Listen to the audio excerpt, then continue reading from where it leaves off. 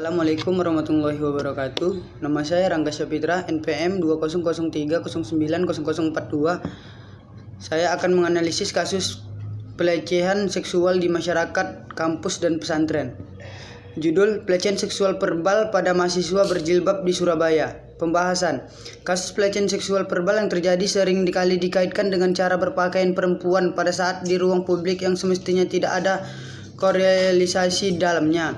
Perempuan memiliki hak yang juga sama dengan laki-laki untuk mengapresiasikan kebebasannya dalam kehidupan sehari-hari, karena nyatanya perempuan akan selalu rentan menjadi objek seksual dalam cara berpakaian apapun. Tidak peduli pakaian apa yang sedang dikenakan, laki-laki akan tetap melakukan tindakan tersebut guna memperlihatkan kepada masyarakat melalui ucapannya bahwa ruang publik tersebut adalah milik laki-laki, sehingga pada akhirnya kuatnya sistem patriarki menjadi semakin terlihat. Menurut Komnas Perempuan yang merupakan lembaga negara independen untuk pergerakan hak asasi manusia, perempuan Indonesia menggolongkan aktivitas pelecehan seksual secara verbal sebagai tindakan pelecehan seksual dalam 15 bentuk kekerasan seksual. 1. Perkosaan. 2. Intimidasi seksual termasuk ancaman atau percobaan perkosaan. 3. Pelecehan seksual. 4. Eksploitasi seksual. 5. Perdagangan perempuan yang dengan tujuan seksual. 6. Prostitusi paksa. 7. Perbudakan seksual. 8. Pemaksaan perkawinan.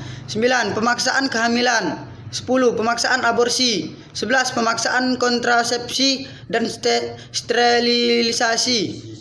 12. Penyiksaan seksual. 13. Penghukuman tidak manusiawi dan berbau seksual. 14. Praktik tradisional bernuansa seksual yang membahayakan atau mendiskriminasi perempuan.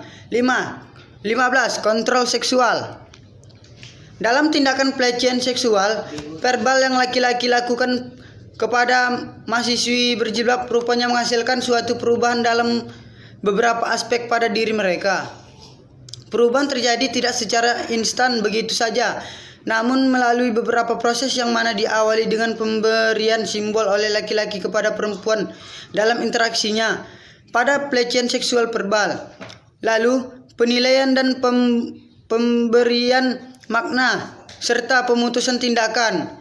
Perubahan dialami mahasiswi berjilbab setelah mendapatkan pelecehan seksual verbal dengan intensitas yang cukup sering sehingga memicu terjadinya perubahan karena hal tersebut.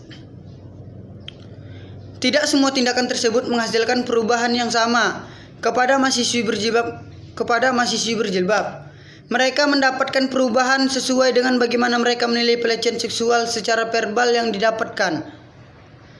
Kesimpulan: berdasarkan temuan data dan juga analisis data yang telah peneliti lakukan terhadap mahasiswi berjilbab memaknai pengalaman pelecehan seksual verbal yang pernah mereka dapatkan, mahasiswi berjilbab memaknai pelecehan seksual verbal yang mereka dapatkan berbeda-beda antara satu dengan lainnya. Perbedaan tersebut disebabkan penafsiran, penilaian, dan penyempurnaan makna yang dilakukan.